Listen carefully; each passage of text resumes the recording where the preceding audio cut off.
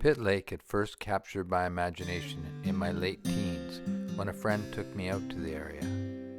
Framed by steep, dark, forested mountains, there is a majesty to the landscape, and the dark lake stretching off into the distance looms cold and ominous.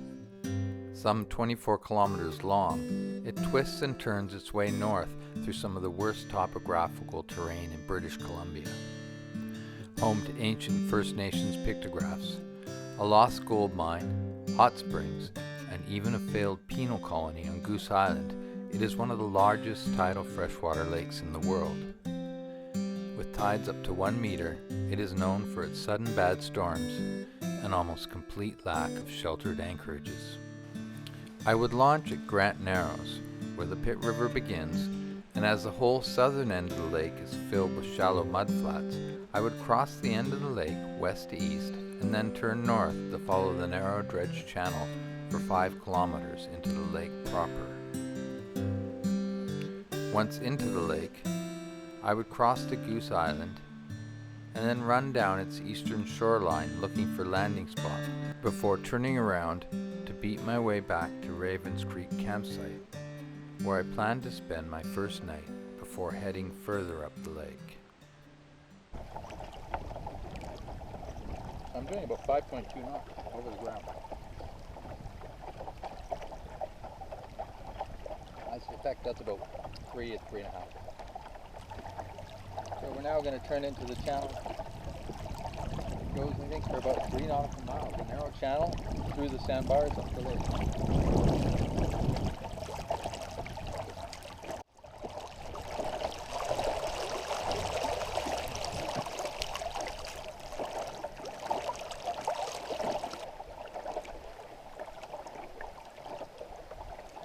As I had the tide with me, I had quite a good push going up the channel, running downwind, probably adding a knot or two to my speed. My boat Night Owl is quite a small craft at 12 feet, designed by Paul Gartside as a traditional clinker rowboat. He later added a lug rig to it, and I have since added a retractable bowsprit, off of which I fly quite a large jib.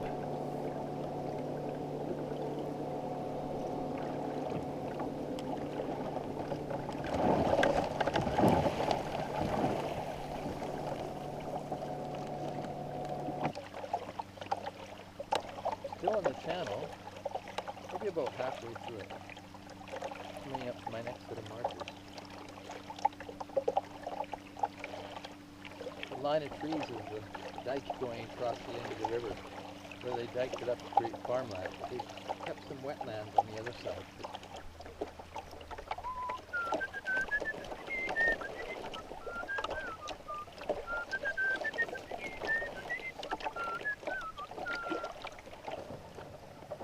Just coming to the end of the channel, opening out into the lake proper. I think there might be a bit more wind. Here's Goose Island. We're going to have a little bit of a look and sail down the coast a bit. And then we're going to go back to the campsite, maybe for 6 or something.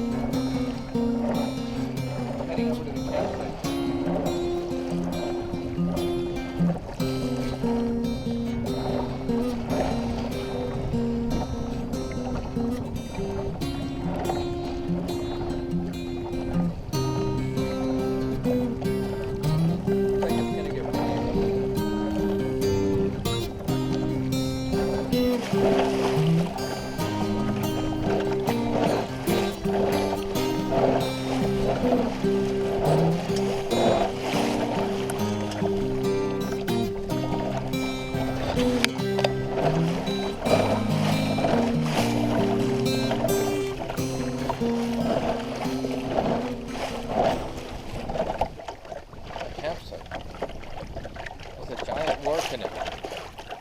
And lots of chickens. I believe this is Ravens Creek, provincial park. And we're just doing a little recce up the shore here. I think the best anchorage is over there. And the currents, tides in this lake, there's no charts for it. You kind of have to figure it out when you're here. Hello, how are you doing? Fine, lovely day. Oh, thank you very much.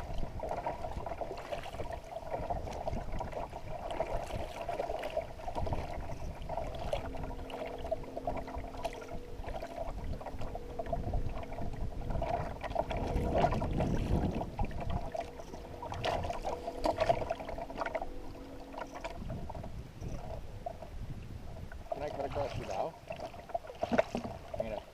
Is that okay? I don't want to cut you off. I neglected to film myself anchoring, setting up my tent and eating, and then I had the worst night I've ever spent trying to sleep on a little boat. A restful night on Pitt Lake.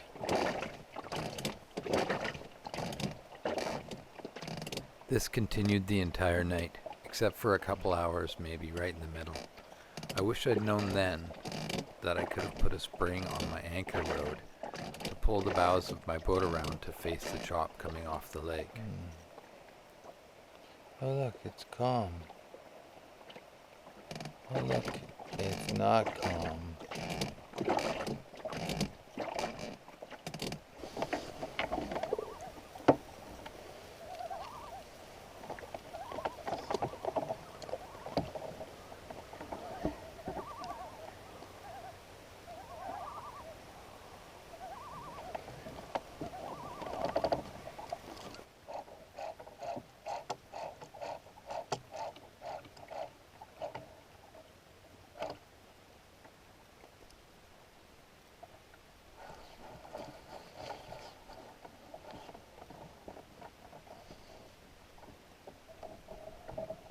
There was a very light morning breeze and I was determined to sail, trying everything, even some wing-a-wing, till finally I decided to give up and use my wooden jib. I don't use the little electric motor too casually, only if I have a really long way to go or a strict time deadline to keep. After a terrible night's sleep, the boat corkscrewing at anchor all night, I decided that I'm going to go see if I can find the pictographs at Defaulter Creek, which is past Goose Island there on the other side. Looks like I have a bit of wind, though I might raise sail and sail with it.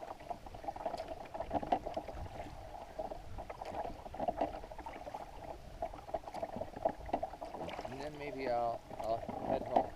Catch the tide home.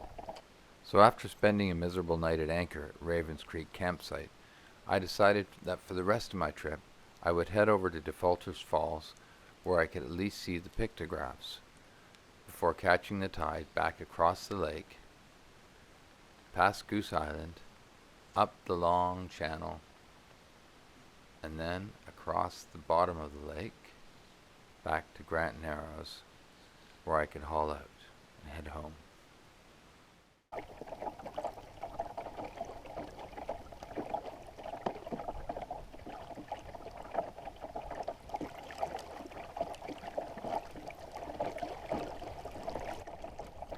I'm approaching Goose Island and hoping to have just the right amount of wind to scrape by the point of it on my way to Defaulter Falls. However, I'm still in the shadow of the mountains. It's very early and the sun hasn't risen high enough. As a result, it's very, very chilly.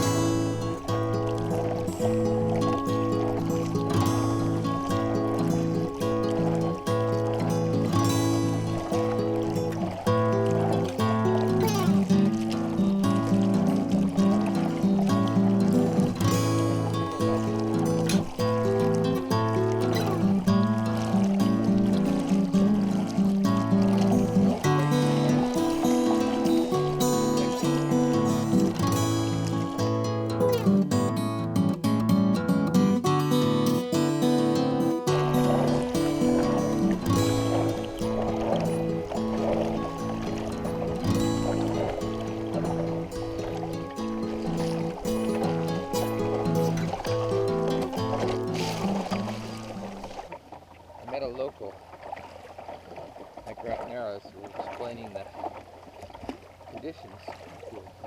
Oh, I thought that might be him, but I don't think so. He's not coming to talk to me. Those are the pictographs. This is my mission.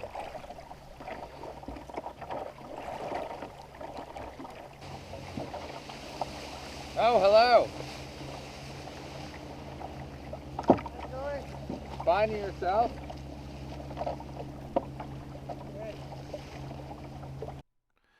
Not wanting to make the fellow feel uncomfortable, I had turned off the camera.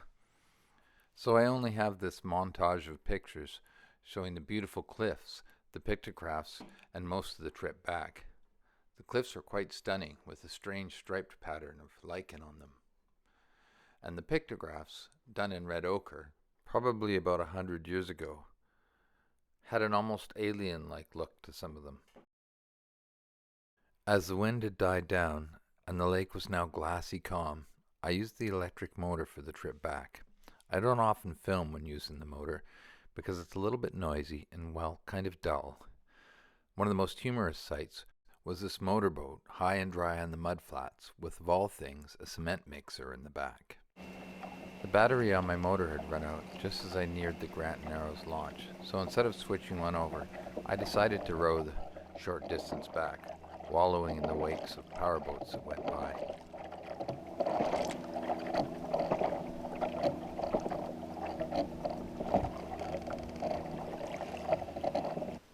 As the launch is rather small, I wait for a minute for a spot to clear up before rowing in and hauling my boat out.